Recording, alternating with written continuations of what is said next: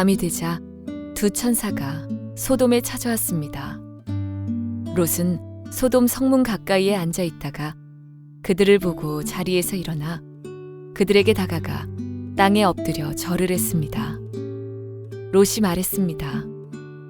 내 주여, 제발 제 집으로 오셔서 발도 씻으시고 하룻밤 묵어 가십시오. 그러시다가 내일 아침에 일찍 일어나 길을 떠나시면 되지 않겠습니까? 천사들이 대답했습니다. 아니요, 우리는 거리에서 오늘 밤을 지내겠소. 그러나 롯이 간곡히 권하자 그들은 롯의 집으로 들어갔습니다. 롯은 음식을 준비했습니다. 롯이 누룩을 넣지 않은 빵을 구워주자 그들이 빵을 먹었습니다. 그들이 잠자리에 들기 전 소돔성의 온 마을에서 남자들이 몰려와 롯의 집을 에워쌌습니다. 그 가운데는 젊은이도 있었고 노인도 있었습니다. 그들이 롯에게 소리쳤습니다. 오늘 밤 너에게 온 사람들이 어디에 있느냐? 그들을 우리에게 끌어내라. 그들을 욕보여야 하겠다. 롯이 밖에 있는 사람들에게로 나가서 뒤로 문을 닫아 걸었습니다. 롯이 말했습니다. 형제들이여, 이런 나쁜 일을 하면 안 돼요. 자, 나에게 남자와 잠자리를 같이 한 적이 없는 딸 둘이 있어. 그 애들을 드릴 테니 당신들 좋을 대로 하시오. 하지만 이 사람들에게는 아무 짓도 하지 마시오. 그분들은 내 집에 들어온 손님이기 때문이오. 롯의 집을 에워싼 남자들이 말했습니다. 저리 비켜라. 이놈이 우리 성에 떠돌이로 온 주제에 감히 우리에게 훈계를 하려 들다니. 그들이 또 말했습니다. 저 사람들보다 네 놈이 먼저 혼 좀 나야 되겠구나. 그러면서 그들은 롯을 밀쳐내고 문을 부수려 했습니다. 그때 롯의 집에 손님으로 온 두 사람이 문을 열고 손을 내밀어 롯을 집 안으로 끌어들였습니다. 그리고 나서 그들은 문을 닫아 걸었습니다. 두 사람은 문 밖에 서 있는 사람들의 눈을 어둡게 했습니다. 그래서 밖에 있던 사람들은 젊은이나 노인이나 할 것 없이 문을 찾을 수가 없었습니다. 두 사람이 롯에게 말했습니다. 이 성에서 사는 다른 친척들이 있소? 사위나 아들이나 딸이나 그 밖에 다른 친척이 있소? 만약 있으면 당장 이 성을 떠나라고 이르시오. 우리는 이 성을 멸망시킬 것이오. 여호와께서는 이 성에서 벌어지는 악한 일에 대해 모두 들으셨소. 그래서 여호와께서 이 성을 멸망시키라고 우리를 보내신 것이오. 롯은 이 말을 듣고 밖으로 나가 장차 사위가 될 사람들에게 일러주었습니다. 그들은 롯의 딸들과 결혼하기로 약속한 사람들입니다. 롯이 말했습니다. 어서 빨리 이 성을 떠나게. 여호와께서 이 성을 멸망시키실 것이네. 그러나 그들은 롯의 말을 장난으로 여겼습니다. 자, 우리 가슴에 손을 얹고 믿음을 고백하고 오늘 말씀 받겠습니다. 제가 먼저 고백할게요. 하나님은 나를 사랑하십니다.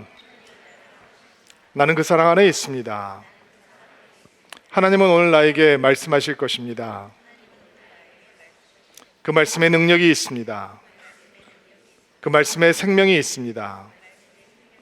나의 마음을 하나님께 열겠습니다. 나의 생각을 예수님께 집중하겠습니다. 들은 만큼 변합니다. 들은 만큼 행복해집니다. 하나님께서 하나님의 친구 아브라함에게 다가올 심판에 대해서 말씀을 하시죠. 소돔과 고모라에게 이런 심판이 임해올 것이다. 그리고 소돔과 고모라를 향해서 용서와 자비를 베풀기를 원하시는 하나님의 마음을 그 심판의 소식을 통해서 아브라함은 감지합니다. 그래서 간절하게 중보기도를 시작하는 거죠. 소수의 의인을 통해서 다수의 악인들을 구원해 주십시오 라고 하는 중보기도를 시작할 수 있었던 것입니다. 50명의 의인을 찾는다면 하나님 용서하시겠습니까? 45명의 의인을 찾는다면 용서해 주시겠습니까? 40명, 30명, 20명, 10명으로 이렇게 내려오면서 아브라함이 지금 하나님과 흥정을 하고 있는 것이 아니라 하나님께서 용서하시기를 기뻐하시고 긍휼을 베풀기를 기뻐하시는 분이다라고 하는 것을 확인, 또 확인, 또 확인하고 있는 것입니다. 10명의 의인을 찾는다면 내가 소돔과 고모라를 멸망하지 않고 구원하겠다, 용서하겠다라고 하는 하나님의 자비의 선물을 받아내고 그의 중보기도는 끝나게 되죠. 그리고 소돔과 고모라를 향해서 2명의 천사가 가게 됩니다. 그리고 창세기 19장은 오늘 읽었던 창세기 19장은 소돔과 고모라의 멸망에 대해서 다루고 있습니다. 그러니까 10명의 의인이 없었다는 얘기죠. 하나님 기다리시고 또 기다리시고 참고 또 참으시고 어떻게 해서든지 자비의 선물을 긍휼의 선물을 베풀기 원하셨는데 소돔과 고모라 땅은 10명의 믿음의 사람이 없었기에 멸망할 수밖에 없었다라는 것입니다. 이 창세기 19장의 내용을 보면 어두운 이야기로 가득합니다. 읽는 사람들로 하여금 경악하게 하고 좌절하게 하는 이야기들로 가득합니다. 내용을 좀 정리를 해보면 천사들이 소돔 땅에 도착을 하거든요. 그리고 롯이 그 손님들을 맞이하기 위해서 엎드려서 자기 집으로 가자라고 얘기를 합니다. 그런데 그 청을 받아들이지 않습니다. 천사들이 뭐라고 얘기를 하냐면 우리가 그냥 길거리에서 지내겠다라고 얘기합니다. 근데 완강하게 그 말을 받아들이지 않고 롯이 집으로 가자라고 얘기를 하죠. 왜 그랬을까요? 소돔 거리는 이렇게 낯선 사람들이 밤을 지낼 수 있는 곳이 아니었습니다. 그것을 누구보다 잘 알고 있는 롯이 이 나그네들을 데리고 자기 집으로 가자라고 얘기를 하고 있는 것입니다. 그런데 집에 도착해서 저녁을 대접을 하고 밤에 쉴 시간이 되었는데 소돔 사람들이 롯의 집으로 몰려옵니다. 붓을 기세로 이런 요청을 하죠. 너희 집에 들어간 2명의 새로운 손님들을 끌어내라. 우리가 그들을 욕보이겠다. 노인들부터 젊은이들까지 수많은 사람들이 와서 그런 요구를 하는 것입니다. 욕을 보이겠다라고 하는 번역을 개역 개정에서는 우리가 그들과 상관하겠다라고 하는 번역으로 선택을 했어요. 여기서 상관하겠다라고 하는 의미는 성관계를 갖겠다라고 하는 의미입니다.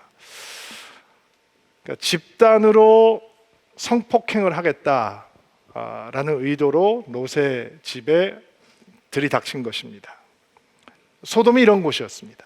이것을 누구보다 더 알았기 때문에 길에서 자면 안 됩니다 라고 얘기를 한 것이고, 그러면 소돔 땅에 살고 있던 롯은 이 문제를 해결하기 위해서 어떤 방법을 취하는가? 사내를 알지 못하는 딸이 나에게 둘이 있는데 그 딸을 너희들에게 내어줄 터이니 너희들이 원하는 대로 하고 우리 집에 들어온 손님은 건들지 마라. 정말 경악할 만큼 반인륜적이고 상식을 벗어나고 감당할 수 없는 아이디어를 내는 거죠. 소돔의 악을 소돔의 악으로 풀어보려고 하는 태도가 바로 롯의 태도였습니다. 소돔의 문제를 소돔식으로 해결을 하라고 하니 이런 경악스러운 해결책을 제시하는 것입니다. 천사들이 그 몰려와 있던 사람들의 눈을 어둡게 하지 않았으면 그 위기를 벗어나지 못했을 것입니다. 천사들이 그 눈을 어둡게 해서 사람들이 롯의 집의 문을 찾을 수 없게 했다라고 성경은 얘기를 하죠. 그럼 천사들이 왜 지금까지 아무것도 안 하고 이렇게 있었느냐? 그런 능력을 가지고 있는데도 불구하고 이유는 간단합니다. 10명의 의인을 찾고 기다리고 있는 겁니다. 근데 찾을 수가 없는 겁니다. 그리고 소돔이 멸망해야 되는 바로 그 이유, 죄악으로 가득한 현실만 확인하게 되었던 것입니다. 지금까지 천사들이 참고 참다가 이 땅이 정말 멸망을 면할 수 없는 땅이구나라고 확인을 하고 롯을 집 안으로 끌어들이고 롯에게 빨리 이곳을 떠나라라고 얘기를 합니다. 친척들, 가족들 다 됐고 빨리 떠나라. 하나님께서 이 땅을 멸망시키실 것이다. 그리고 딸과 정혼했던 사위감들을 찾아가서 하나님께서 그 도시를 멸망할 것이니까 우리가 빨리 떠나야 된다라고 얘기했을 때 그들은 롯의 말에 귀를 기울이지 않습니다. 농담으로 여겼다, 장난으로 여겼다 했습니다. 믿음의 사람인데 아무 영향력이 없는 거예요. 그동안 쌓아왔던 관계가 어느 정도의 관계냐, 이렇게 심각한 얘기를 하는데도 그 심각성이 전달되지 않을 만큼 어떠한 영향력도 롯에게는 없었다는 것을 보게 됩니다. 새벽이 됩니다. 빨리 떠나야 되는데 성경은 롯이 머뭇거렸다라고 얘기를 하죠. 기가 막히지 않습니까? 지금 멸망 직전의 순간인데 롯이 머뭇거립니다. 왜 머뭇거릴까요? 거기에 쌓아놓은 곳이 많거든요. 소돔을 사랑하고 있거든요. 버리기가 너무 아깝고, 설마 이게 다 없어지겠어? 라는 생각도 있을 거고, 심판을 준비하는 천사들 앞에서 롯이 머뭇거리고 주저하니까 천사들이 그 딸들의 손, 아내의 손, 롯의 손을 끌고 막 잡아당기면서 성 밖으로 내보내고, 그리고 등을 떠밀어서 탈출을 시키게 되었습니다. 뒤도 돌아보지 않고 달려라, 산을 향해 달려가라 라고 얘기를 합니다. 그런데 롯이 이상한 요청을 하는데, 저 산 너무 멀고 저기까지 가기 전에 우리가 멸망달 같으니까 저기 앞에 보이는 작은 성, 저기 성 있지 않냐, 거기까지만 나를 피신하게 해달라, 거기에 도착하면 우리를 구원해달라라고 요청을 합니다. 근데 하나님께서 롯을 구원하기로 작정하셨습니다. 누구 때문에? 아브라함 때문입니다. 믿음의 사람 아브라함 때문에, 그를 통해서 롯과 그 가족에게 자비를 베풀고 계시는 것입니다. 그러면 왜 산까지 올라가지 않고 그 앞에 작은 성으로 가겠다라고 롯은 이야기하느냐? 소돔과 고모라의 영화로움, 그 영향력, 그 문화, 그거 그림자 안에라도 있고 싶은 겁니다.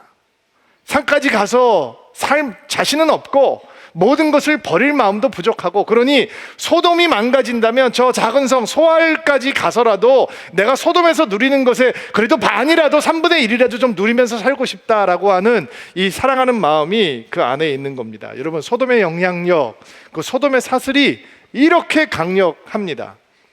하나님께서 비를 내리듯이 유황과 불을 하늘에서 내리시고 소돔이 멸망하기 시작하는데,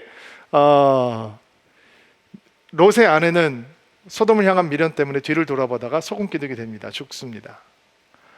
이게 여기까지만 해도 아주 다크하잖아요. 너무 비참하다. 어떻게 믿음의 사람이 이렇게 추락을 할 수가 있는가, 사람들이 어떻게 이렇게 악할 수가 있는가 라고 생각을 할 수 있는데, 얘기는 여기서 끝나지 않습니다. 소알성에 머물고 있던 롯이 또 다른 두려움에 사로잡혀서 두 딸을 데리고 산으로 들어가서 동굴에 들어가서 숨어서 삽니다. 근데 딸들이 이런 생각을 하는 거죠. 아버지가 이제 가진 거 하나도 없고 다 쫄딱 망했고 목숨만 겨우 부지에서 나왔는데, 이제 아버지가 나이도 많이 들었고 우리 신부 지참금 챙겨서 시집을 보낼 수 있는 것 같지도 않고, 그래서 우리가 결혼을 하지도 못할 것 같으니, 그러면 우리를 통해서 자손이 이제 증식되지가 않으니까 우리가 자손을 낳으려면 아버지를 술 취하게 해서 아버지의 씨를 받아서 우리가 애를 낳자라고 하는 말도 안 되는 일이 벌어지게 됩니다. 왜 이런 일들이 가능할까? 이 소돔의 열매.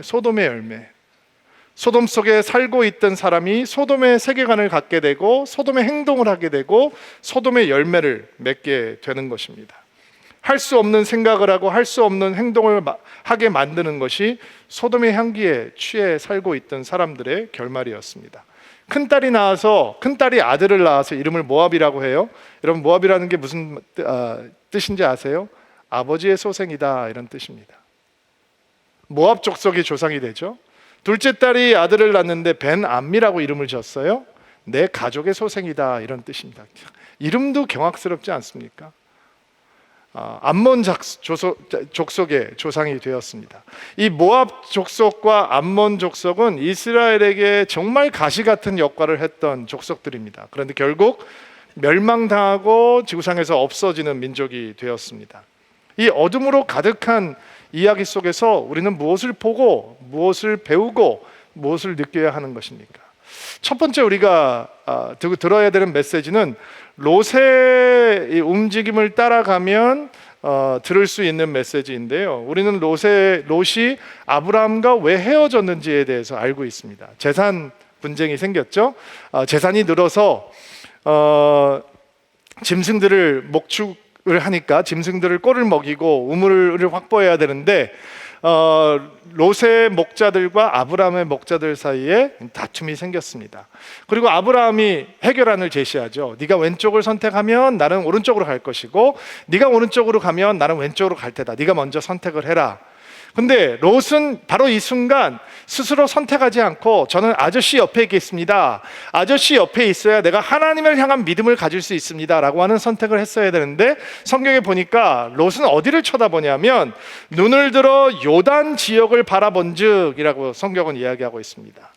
요단 지역이 어디냐? 그 소돔 땅을 바라보고 있는 것입니다. 여기서 바라보았다라고 하는 말이 단순히 눈으로 쳐다봤다라는 얘기가 아니라 마음을 다해서 흠모함으로 동경하는 마음을 갖고 그 땅을 바라보았다, 이런 뜻입니다. 하와가 선악을 알게 하는 나무를 바라보면서 바라보고 보암직도 하고 먹음직도 하고 저거를 먹지 않고 갖지 않으면 죽을 것 같고 이런 느꼈던 마음하고 똑같은 마음이 멀리 있는 소돔 땅을 보는 이 롯의 마음이었습니다. 장막 생활이 지겨웠겠죠. 갈대아, 우르, 하란, 대단한 문명을 가지고 있었던 곳이니까 그곳을 떠나서 아무것도 없는 척박한 가나안 땅에 와서 장막에서 살고 있으니 얼마나 옛날 생각이 많이 나겠습니까? 그런데 간혹 들려오는 소문에 의하면 비슷한 곳이 있다는 거예요. 소돔 땅이고 고모라 땅이에요. 거기는 다른 땅이라는 거예요. 물도 풍부해 보여요. 가고 싶은데 이 아브라함은 척박한 하나님께서 부르신 가나안 땅에 머물고 있단 말이에요. 언제나 저길 한번 가보나 이런 생각이 간절했을 거예요. 네가 먼저 선택하라 라고 하니까 멀리 보고 바라본즉 그 소돔 땅이 어떤 땅이냐, 바라보기만 해도 동경하는 마음이 가득하게 만드는 땅이었어요. 생각만 해도 그 땅이 가지고 있는 향기에 취하게 만드는 땅이었어요.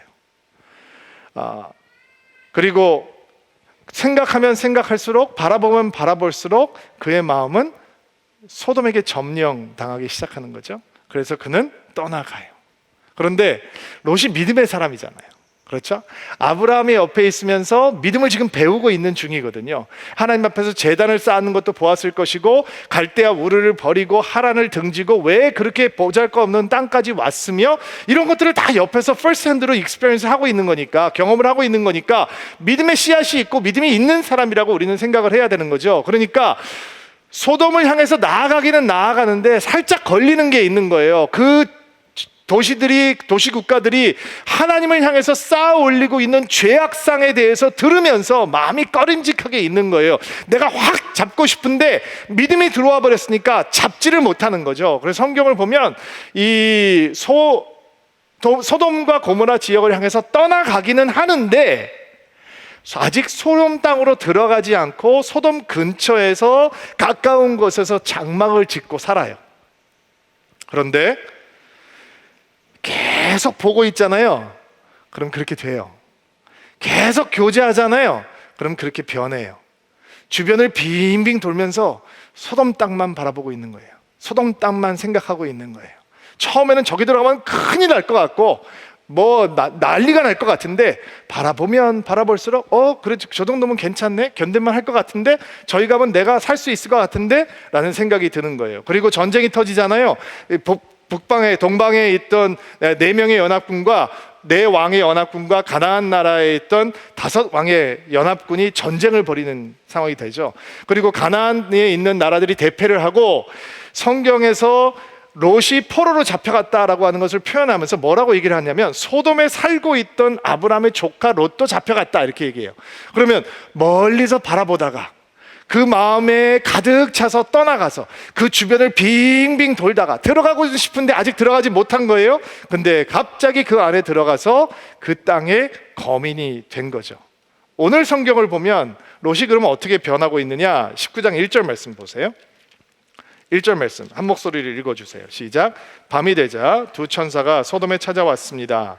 롯은 소돔 성문 가까이에 앉아 있다가 그들을 보고 자리에서 일어나 그들에게 다가가 땅에 엎드려 절을 했습니다. 성문 가까이 앉았다라고 쉬운 성경은 표현하고 있는데 개역 개정만의 번역을 보면 성문에 앉았다 이런 표현을 썼어요. 이게 무슨 뜻이냐면 성문이라고 하는 것이 단순히 문의 개념이 아니라 그곳은 분쟁이 일어나거나 소송이 일어나면 시시비비를 가리는 재판소의 역할까지 하는 거예요. 그러면 성문에 앉았다라고 하는 것은 그런 판결을, 분쟁 소송의 판결을 해줄 수 있는 장로급, 지도자급, 유력 인사가 되었다 이런 뜻이죠. 그러니까 멀리서 보고 그리워하다가 조금 더 가까이 이사가서 주변을 빙빙 돌다가 바라보면 바라볼수록 도저히 그 안에 들어가면 못 견딜 것 같아서 쑥 들어가서 살다가 전쟁이 나서 포로로 잡혀가서 평생 노예로 살아야 되는데, 그러다가 아브라함 때문에 돌아왔으면 정신을 차려야 되는데, 지금 이 롯은 어떤 사람이 되었느냐? 이 소돔 땅의 유지가 됐단 말이에요. 지도자가 되었단 말이에요. 물론 이 아브라함이 전쟁에서 승리해서 그 사람들을 다 자유인을 만들어주고 재산을 다 돌려줬기 때문에 그 영향력으로 이런 자리에 앉게 되었다라고 생각을 해볼 수도 있을 거예요. 또 어떤 사람들은 롯이라고 하는 사람이 어쨌든 믿음의 사람이니까 지금 이렇게 소돔 땅에서, 악한 소돔 땅에서 유지가 되고 유력한 인사가 되었다라고 하는 것은 그 악한 사람들을 하나님 앞으로 인도할 수 있는 그런 통로가 될 수 있는 조건을 갖추고 있는 거구나, 이렇게 세상 속으로 들어가서 세상에서 중요한 위치에 앉아야지 하나님의 메신저가 될 수 있지 않겠는가, 이렇게 생각을 해볼 수도 있을 거예요. 그러나 여러분, 롯의 사건을 통해서 우리가 들어야 되는 메시지는, 믿음의 사람이라면 가지 말아야 될 것들이 있고, 갖지 말아야 될 것들이 있고, 앉지 말아야 될 자리가 있고, 탐하지 말아야 될 것들이 있다라는 거예요. 그런 것들을 성공이라고 하는 이름으로 망설임 없이 취해버리면 내가 이루었다라고 하는 성공이 우리를 삼켜버리는 일이 생기게 되겠죠. 롯은 소돔을 변화시키기 위해서 소돔에 들어간 사람이 아닙니다. 소돔의 영화를 취하고 싶고, 소돔의 즐거움을 누리고 싶고, 소돔의 웃음소리에 취하고 싶고, 소돔의 풍요로움에 빠지고 싶어서 그 땅에 들어갔던 사람입니다. 그렇게 보면, 어떻게 보면 성문에 앉은 롯의 모습은 정말 소돔 드림을 이루었다고 생각할 수 있겠죠. 가나안 척박한 땅에 살고 있던 자가 소돔이라고 하는 그 화려한 문명을 가지고 있는 땅에 들어가서 거기에 유력한 인사가 되었다라고 하는 것은 정말 소돔 드림을 이루었구나라고 생각을 할 수도 있을 것입니다. 그러나 그의 소돔 드림은 그 앞에 나타난 두 명의 천사가 전해주는 메시지의 소식에 의해서 박살이 납니다. 하나님께서 이 도시를 멸망시킬 것이다. 그가 그동안 쌓았던 그 명예와 부, 그가 소돔 땅에서 계획했던 그의 미래, 그리고 그가 꿈꾸었던 그의 딸들의 미래, 모든 것들이 하나님께서 예언해 주신 심판의 메시지 앞에서 무너지게 되는 것입니다. 그리고 모든 것을 다 잃고 겨우 자신의 목숨과 두 딸의 목숨만 건지게 되었습니다. 우리가 들어야 되는 메시지가 무엇입니까? 타락과 변질의 과정을 절대로 소홀하게 대하면 안 된다라는 것입니다. 여러분, 믿음은 과정입니다. 성숙으로 가는 것도 과정입니다. 믿음은 우리에게 완성품으로 주어지지 않습니다. 씨앗처럼 우리에게 심겨지고 서서히 자라가는 것입니다. 우리는 그 믿음의 성숙의 과정을 향해서, 하나님을 향해서, 예수를 향해서, 십자가를 향해서 걸어갈 때 하나님과 친밀한 교제를 배우게 되고 하나님의 다루심을 뵙게 되고 우리 안에 예수의 모습이 충만해지는 기쁨과 감사를 누릴 수 있습니다. 믿음은 과정입니다. 그러나 변질도 타락도 또한 과정입니다. 단번에 변하지 않습니다. 천천히 변하게 되는 것입니다. 신앙이 망가지는 것은 늘 그렇게 서서히 진행됩니다. 그러나 망가지고 난 다음에는 고치고 싶어도 스스로 고칠 수 없게 되고, 돌아오고 싶어도 돌아오고 싶은 마음이 없어서 방황이 깊어질 따름입니다. 이런 이야기를 들은 적이 있어요. 개구리를요, 뜨거운 물에 확 집어넣으면 개구리가 깜짝 놀라서 확 뛰어나온대요. 해보진 않았어요. 근데 개구리를 찬물 안에 집어넣고 조금씩 뜨거운 물을 부으면 익어가도 모른다는 거예요. 신앙의 변질도 마찬가지입니다. 타락과 변질을 막으려면 작은 영적인 변화에 우리는 민감하게 반응해야 하는 것입니다. 어떤 변화들일까요? 여러분, 주님을 생각할 때 여러분의 마음이 사랑으로 설레입니까? 예수의 이름을 부르면 여러분의 마음은 벅차옵니까? 그렇지 않다면 여러분은 깜짝 놀라셔야 합니다. 뭔가 지금 다른 것들이 들어왔구나, 내가 걷어내야 되는 것들이 있구나. 예수 그리스도의 십자가 복음의 능력을 생각하면 여러분은 가슴이 뜨거워집니까? 아니면 또 들었던 얘기, 내가 이미 알고 있는 이야기라고 치부합니까? 십자가를 바라볼 때 그냥 장식품에 지나지 않는다면, 부적과 같은 것에 비교한다면 우리의 마음은 십자가를 향해서 살아있는 것이 아니죠. 말씀에 대하는 태도는 어떻습니까? 여러분이 교회 와서 예배를 드리실 때 혹시 은혜 받지 못하면 여러분 두렵지 않습니까? 괴롭지 않습니까? 하나님, 내가 말씀 받으러 왔는데, 은혜 받으러 왔는데 주의 말씀이 내 귀만 때리고 내 마음을 때리지 못하네요. 하나님, 어쩌야 합니까? 내가 어떻게 해야 이 딱딱한 마음밭을 옥토밭으로 바칠 수 있겠습니까? 나 말씀 없으면 살 수 없는데, 나 예수 없으면 아무것도 아닌데, 주님 나에게 말씀해 주십시오. 이렇게 여러분 긴장합니까?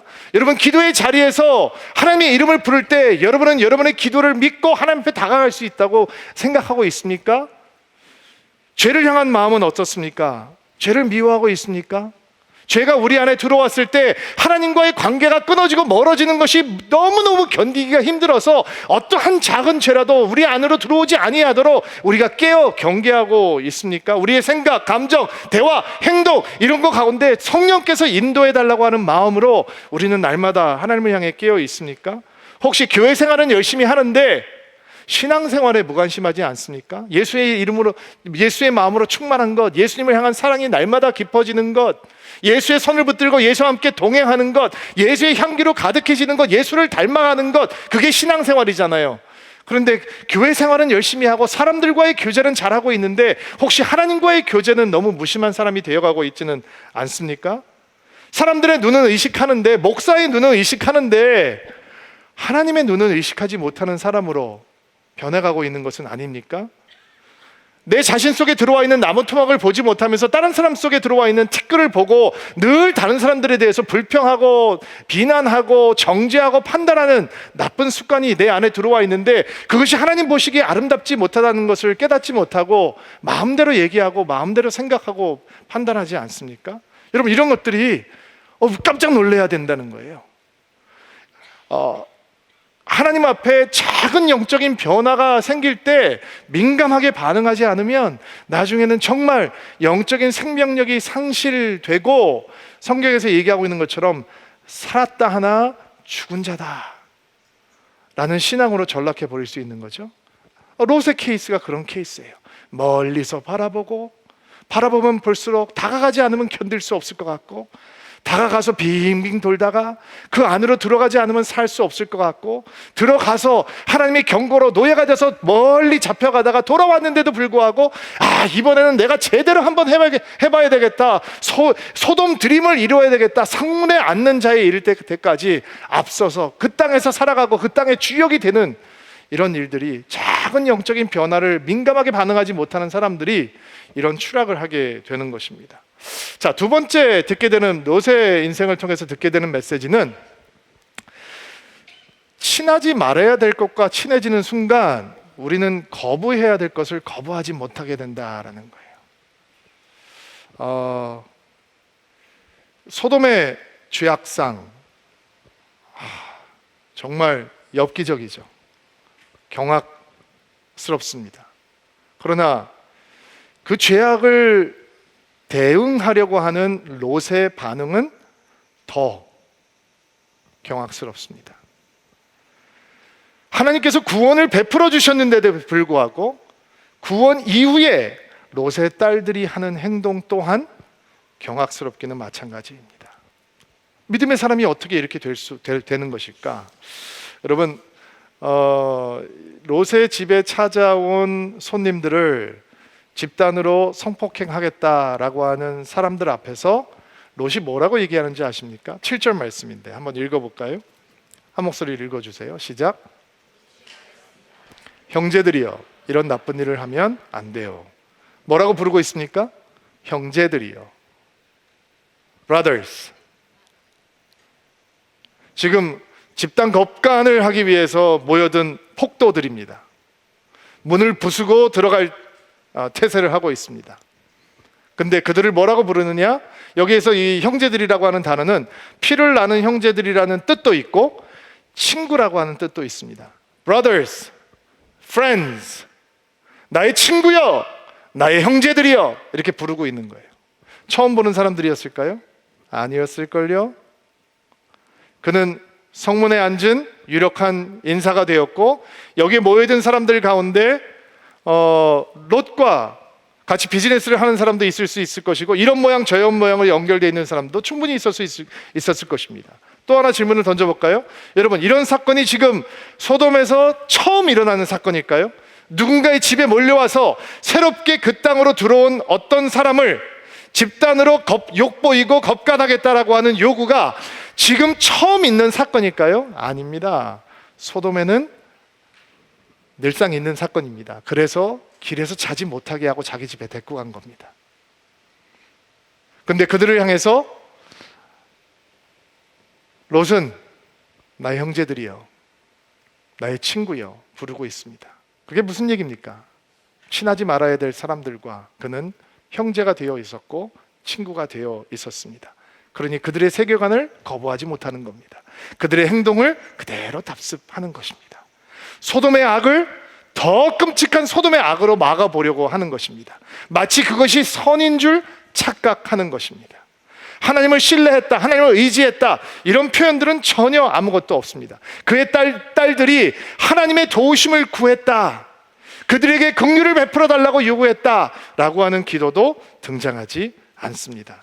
롯은 소돔 사람들의 형제가 되고 친구가 되었습니다. 근데 너무 웃긴 게, 정작 소돔 사람들은 롯을 어떻게 보고 있느냐? 바깥에서 들어온 떠돌이라고 보고 있다는 사실입니다. 믿음의 사람이 믿음을 잃어버리고 세상 사람들의 길을 걸어가면 세상의 악에 거하는 사람들 앞에서도 수치를 당하게 되는 것이죠. 여러분, 믿음은 세상에 살지만 세상을 닮아가지 않는 것입니다. 그래야 우리가 빛과 소금이 되지 않겠습니까? 여러분, 믿음은 세상에 살지만 세상을 좋아하거나 사랑하는 거 아닙니다. 믿음은 세상에서 살아가지만 세상과 너무 친해지려고 노력하지 않는 것입니다. 믿음은 세상과 다른 선택을 하는 것입니다. 세상과 다른 선택을 하고 예수의 길을 붙들고 예수를 닮아가고 예수의 향기를 세상에 퍼뜨려야 한다는 것이 믿음의 사람인 줄로 믿습니다. 이런 삶이 되기를 주의 이름으로 축복합니다.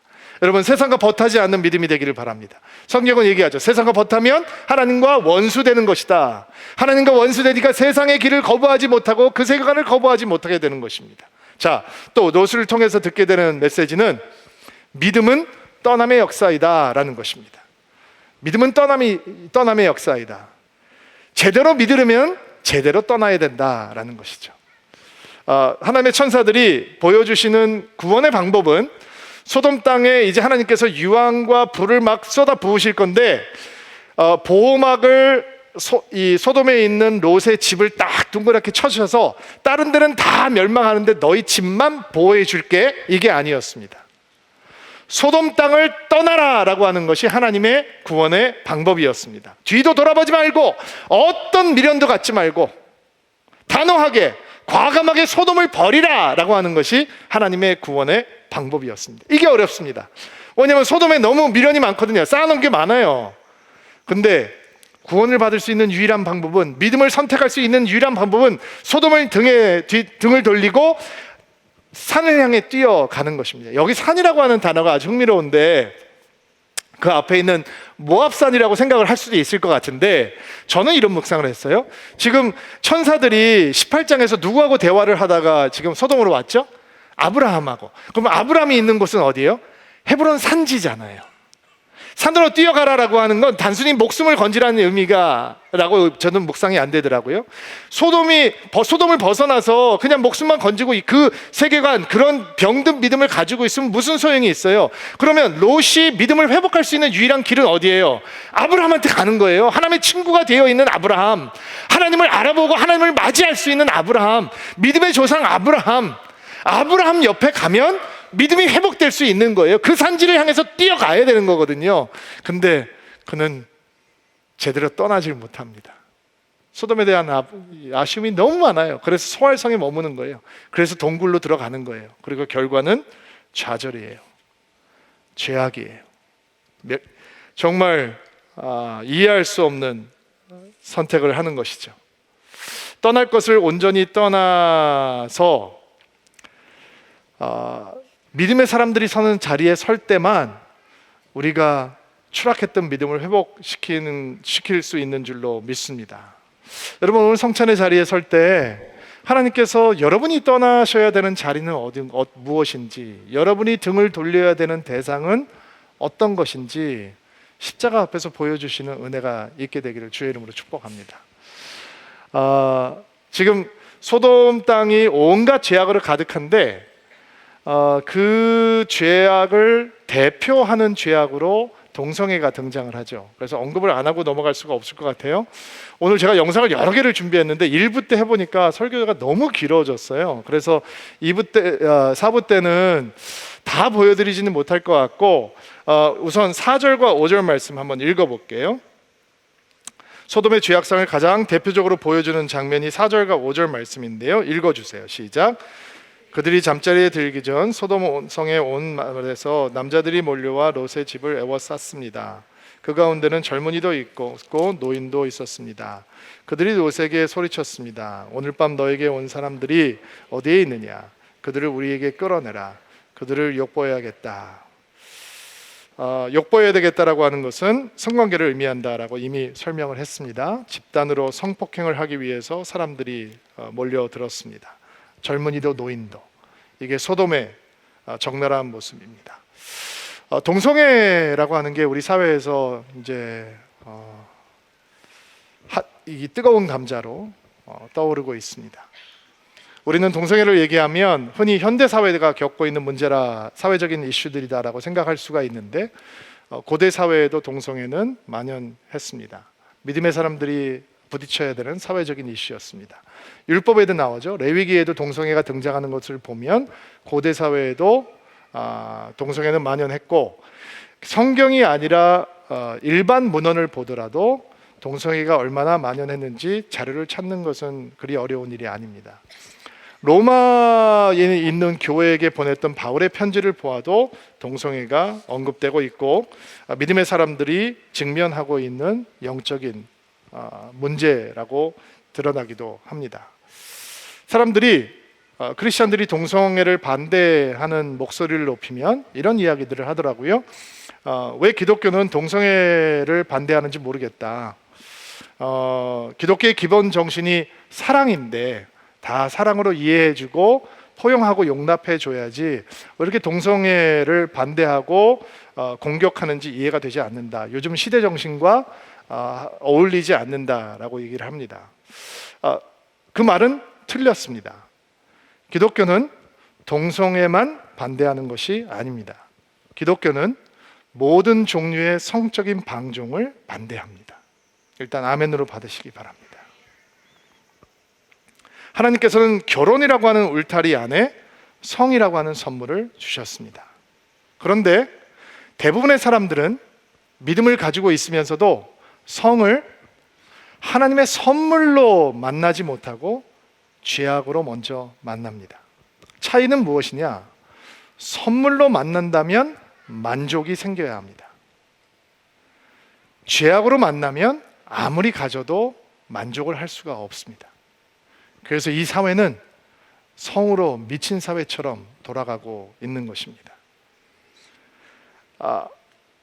하나님께서 기뻐하시지 않는 성적인 방종, 기독교가 반대하는 성적인 방종은 어떤 것이냐? 결혼하지 않은 사람이 성을 쾌락의 도구로만 받고 탐닉하는 것, 배우자 이외의 대상과 불륜을 하는 것, 성매매, 모든 종류의 포르노나 음란물, 동성애, 짐승과의 성관계, 이런 것들을 다 포함하는 것입니다. 동성애만 특별한 죄가 있는 것이 아니고 성경은 모든 성적인 방종은 하나님 앞에 죄라고 얘기합니다. 그리고 우리는 그것을 믿음으로 고백하는 것입니다. 그렇습니다. 주님 앞에 모든 종류의 성적인 방종은 죄이기에 우리는 그것을 반대합니다. 크리스천들이 자신들이 범하고 있는 성적인 방종에 대해서는 침묵한 채 내가 범하지 않는 동성애를 향해서만 공격의 화살을 쏘는 것은 절대로 적절하지 않고 복음적이지도 않습니다. 내 죄는 쉽게 용서를 받지만 내가 짓지 않는 저 죄는 쉽게 용서를 받지 못할 것이다 라고 추측하는 것도 복음적이지 않습니다. 예수께서는 죄인들을 위해서 이 땅에 오셨습니다. 죄의 문제를 해결하기 위해서 십자가를 지시고 죽으셨습니다. 우리는 그분을 믿음으로, 그 십자가의 능력을 믿음으로 구원을 얻고 하나님의 자녀가 됩니다. 아멘이죠. 그러나 그 구원이라고 하는 사건은 우리 앞에 새로운 문을 열어줍니다. 그 문은 성화의 문입니다. 점점 거룩해지는, 점점 예수를 닮아가는, 옛사람의 모습을 벗어버리고 복음의 옷을 입고 새 사람의 옷을 입는 그 거룩한 여정을 걸으라라고 하나님께서는 우리 앞에 그 문을 열어놓으십니다. 그러면 주님 앞에 믿음을 고백하기 전에 온갖 성적 방종에 빠져 있었던 저나 여러분 같은 사람들은 그 옷을 벗어버리고 예수의 거룩한 신부로 살아가야 하는 것이고, 그것은 동성애자도 마찬가지입니다. 이런 얘기들을 하면 어떤 분들은 이렇게 반문하는 분들이 있습니다. 목사님, 그러나 우리의 성적인 방종은 개인적인 선택이지만 동성애자들은 그렇게 만들어졌는데, 그렇게 타고났는데 그것을 바꾸라고 하면 어떻게 하겠습니까? 오히려 그들의 행동을 인정을 해주는 것이 복음의 진보를 위해서 도움이 되지 않겠습니까? 또 실제로 자기 자신을 동성애자로 고백하는 크리스찬들 가운데 하나님께서 우리를 이렇게 창조하셨는데 우리 보러 어떻게 하라고 그러는 것입니까? 라고 항변을 하는 분들도 만나보았습니다. 자기들이 그런 유전자를 타고났다는 것이죠. 그래서 그렇게 살 수밖에 없다라는 것입니다. 만약 하나님께서 동성애 유전자를 만드셨다면 그들의 주장은 정당합니다. 그렇습니다. 하나님께서 동성애를 유발하는 유전자를 창조하셨다면 성경 어디에도 동성애를 정죄하는 말이 있어서는 안 됩니다. 왜냐하면 하나님의 창조의 원리니까 동성애는 하나님 보시기에도, 그리고 믿음 앞에서도, 성경 앞에서도 죄일 수 없습니다.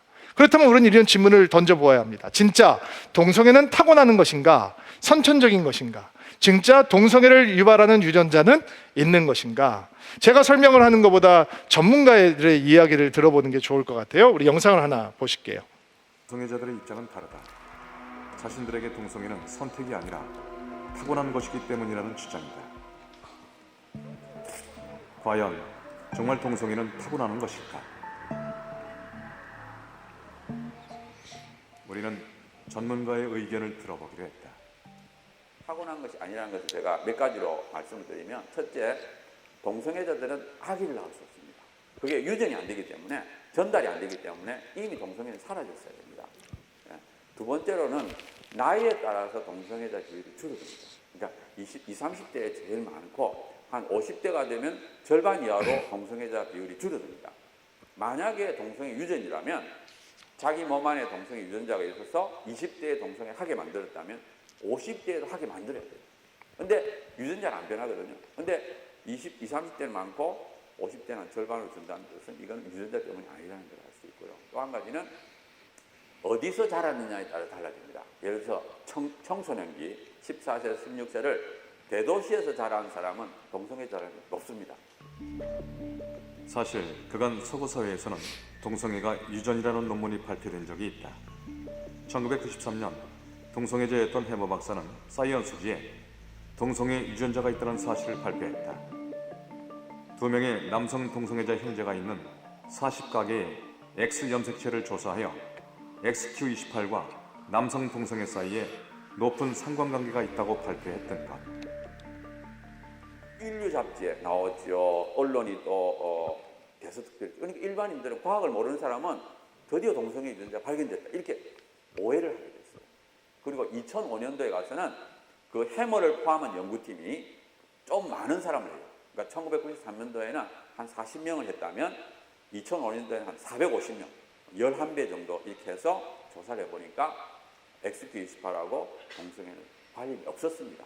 그래서 자기들이 논문을 쓸 때 자기들이 1993년도에 있다 그랬는데 지금 없다 그랬다. 그럼 왜 그렇게 됐느냐 하는 게 잘 설명이 되어 있습니다. 그러니까 자기들이 이미 번복을 했어요. 근데 문제는 뭔가 하면 우리나라 인터넷 들어가면은 해머 결과가 없습니다. 인간 게놈 프로젝트라는 게 있습니다.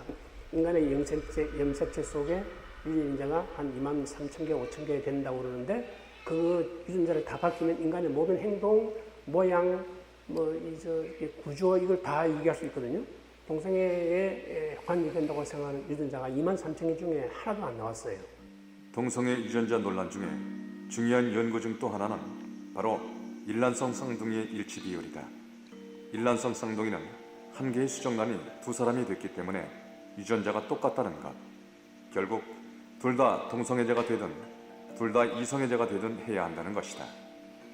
2010년도에 스웨덴에서 한 7,600명을 했을 때 대략 10%입니다. 일치율.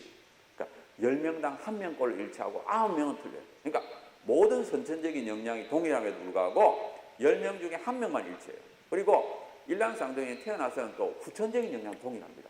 부모와 환경이 동일하기 때문에. 그래서 선천적인 영향, 후천적인 영향이 동일함에도 불구하고 10%라는 뜻은 선천적인 영향은 10%가 훨씬 안 된다는 뜻이거든요. 그러니까 확실히 동성애는 선천적이 아닙니다. 과학적인 근거가 없는 얘기죠. 그 선천적이다, 유전자가 있다라고 얘기는. 그렇다면 동성애 선택은 스스로의 선택이며 후천적인 요인으로 생기는 것입니다. 복음으로 변화되어야 되는 옛사람의 모습인 것입니다. 사실 우리 사회가 성소수자라고 하는 개념 속에 숨겨져 있는 말 제대로 이해는 못하는 경우도 많이 있고, 단순히 동성애자뿐만 아니라 근친 그리고 어린 아이들을 성의 대상으로 하는 소아 성애까지도 그 성소수라는 개념에 포함되어 있는데도 불구하고 그런 표현들을 스스럼 없이 쓰고 인권이라고 하는 이름으로 그들의 권리를 보호해야 된다라고 하는 개념들이 우리 사회에 들어와 있습니다. 교회는 깨어나야 하는 것입니다. 성도들은 깨어나야 합니다. 그리고 우리가 얼마나 큰 도전 앞에 서 있는지, 인권 이 차별금지법이라고 하는 것이 있는데 거기에는 스스로 변화시킬 수 없는 것들, 성별, 인종, 민족 이런 것들이죠. 그런 것들로 하여금 그런 것들 때문에 사람들이 차별을 받으면 안 된다라고 하는 것입니다. 근데 거기에 성적 지향도 들어가 있습니다. 이 얘기는 무슨 얘기냐면, 이 법안이 통과가 되게 되면 여러분 기억하시나 모르겠지만 지난달에 국회의원 40여 명이 인권법이라고 하는 이름으로 거기에서 차별 금지를 하는 조항에서 성적 지향을 빼달라라고 하는 이 신청을 했거든요. 이게 왜 중요한 신청이냐면, 이 성적 지향 때문에 차별할 수 없다라고 하는 이 법안이 통과가 되면 교회는 어떻게 되냐면 동성애자들에게 안수를 줘야 하는 것이고요. 그리고 성경에서 오늘처럼 이런 설교를 하게 되면 저는 차별금지법에 걸리는 사람이 되는 겁니다. 그리고 실제로 이런 법안이 통과되어 있는 사회에서 고린도후서에 나와 있는 말씀들을 읽고 설교했다는 이유만으로 실제로 징역형에 처하는 목사들이 생기기도 하고요. 동성애자들이 교회에 와서 주례를 해달라고 부탁을 했을 때 거절을 하면 민사, 형사상의 소송이 생길 수도 있고, 그렇다면 교회를 파괴하고 교회를 망가뜨리려고 작정을 하고 이렇게 작전을 쓰면 교회는 그것을 막아낼 수 있는 게 없어지게 되는 것입니다. 여러분 깨어나야 합니다. 동성애자를 공격하는 것은 어떤 의미도 존재하지 않습니다. 먼저 우리는 우리의 방종을 봐야 합니다. 우리 사회가 얼마나 망가져 있는지를 보아야 합니다. 그리고 우리는 울어야 합니다. 복음을 전해야 합니다. 십자가를 전해야 합니다. 우리가 십자가를 붙들고 예수 때문에 죄악에서 벗어나서 구원을 체험한 것처럼 또 다른 죄악 속에 있는 대상들을 향해서 우리는 복음을 전하고 십자가를 전해야 하는 것입니다. 사랑하는 부모님들, 그리고 앞으로 부모님이 될 분들, 우리가 물려줄 이 땅이 소돔보다 고모라보다 낫다라고 여러분 얘기할 수 있나요? 영상 하나만 보여드리고 제가 여러분들을 성찬으로 인도하겠습니다. 맨 마지막 영상 한번 보여주실래요? SBS에서 기자들이 평소에 뉴스에서 다룰 수 없었던 내용들을 특집 다큐멘터리를 제작해서 소개하고 있는 것입니다. 한번 보겠습니다. 4개의 어플을 저희가 다운받아서 컴퓨터로 팀원 2명이 5일간 하루에 9시간씩 채팅을 했습니다. 저는 16살 여중생입니다 라고 밝혔는데 그 성매수 의사를 가지고 있었던 사람 중에 무려 80%가 상관없다, 일부는 오히려 좋다라고, 5일이라는 시간이 상당히 짧은 시간이라고 할 수 있지만 대화들을 하면서 상당히 정신적으로 힘들더라고요. 되게 더럽습니다. 이 사람들이 정말 집요하게 성을 구매하려고 하는구나. 진절머리가 나거든요. 그냥 아무 의사 없이 자신의 성기 사진을 보내, 자신의 몸 사진을 보내. 10대 청소년들이 만약에 들어와서 그거를 보게 되고 경험하게 된다면 이 가치관이 서 있지 않은 상태에서 이런 환경에 노출된다면 상당히 이게 위험할 수 있겠다라는 생각이 많이 들었거든요. 우리가 만들어 놓은 저 사회를 바라보면서 우리는 가슴을 치고 회개해야 합니다. 눈물 흘려야 합니다. 신 목사님하고 이번 주에 설교를 준비하면서 이런 대화를 한 적이 있습니다. 설교 준비가 너무 힘들더라고요. 너무 저런 인포메이션들을 제가 많이 접하다 보니까 너무 눌리는 거예요. 그리고 둘이 이렇게 서로를 향해서 고백을 하게 되었습니다. 정말 주님 오실 때 된 것 같다. 이 땅에 무슨 소망이 있을까? 우리 아이들을 저렇게 노출되게 만들어 놓은 이 땅의 아비들, 이 땅의 어미들 도대체 무슨 기도를 하고 있는 것인가? 교회는 왜 자들만 공격하고 비난할까? 우리의 음란함을 주님 앞에 회개하고 다시 복음으로 돌아가고 다시 십자가로 돌아가야지. 도대체 우리는 무엇을 하고 있는 것일까? 인권이라는 이름으로 왜 우리는 죄를 괜찮다라고 얘기하는 것일까? 여러분을 십자가 앞으로 초청합니다. 거기에 소망이 있습니다. 그 십자가 우리 죄악의 권세를 멸하실 것이고 우리에게 생명을 주실 것입니다. 이 땅을 회복시키실 것입니다. 기도하는 여러분, 승리하는 여러분이 되기를 주의 이름으로 축복합니다. 같이 한번 기도합시다. 하나님, 마음이 무겁습니다. 이 땅에서 주의 몸된 교회가 너무 무력한 것 같아 두렵고 떨립니다. 그래서 우리는 십자가를 바라봅니다. 오직 거기에 우리의 소망이 있습니다. 어떠한 죄악도 그 십자가 앞에서는 무너지게 될 것이고 어떠한 죄인도 그 십자가 앞에서는 회복될 것입니다. 주의 은혜를 구하며 성찬의 자리로 나아가는 드리민 한 사람 한 사람들에게 다시 한번 죄를 이길 수 있는 힘을 주시고 이 땅을 새롭게 치유할 수 있는 하나님의 통로가 될 수 있도록 은총을 베풀어 주옵소서. 우리 마음에 다시 한번 예수님으로 충만해지는 시간이 되기를 소망합니다. 주여 임재하소서. 예수님의 이름으로 기도하옵나이다. 아멘.